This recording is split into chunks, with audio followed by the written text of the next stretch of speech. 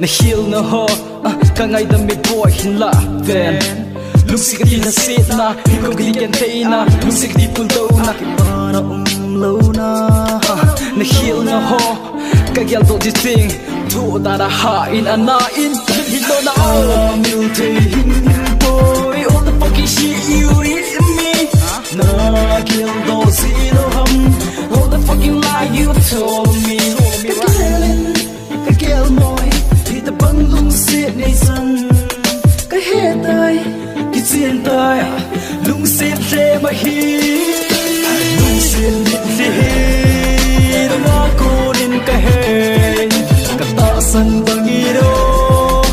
khô ra mang tập bố lung xịt lệ ngã cô đến cái hè cả ta sân bằng đi đâu khô ra mang tập bố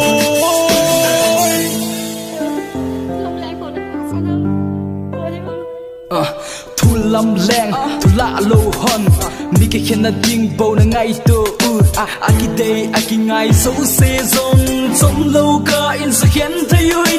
vang sắc mi hiền tiếng khiêu na hiền lo nào để po mil thay him boy all the fucking shit you did in me na kill lo zero hum all the fucking lie you told me again moi ta băng lung xịt này dần cái hết tay cái diện tay lung xịt lệ mà hi you know it you got me right lung xịt lệ ngã cô đến cái hè cả ta sân bằng đi đâu khô đã mang tập bố lung xịt lệ ngã cô đến cái hè cả ta sân bằng đi đâu. That's what I'm talking about. You know I'm sharing shit.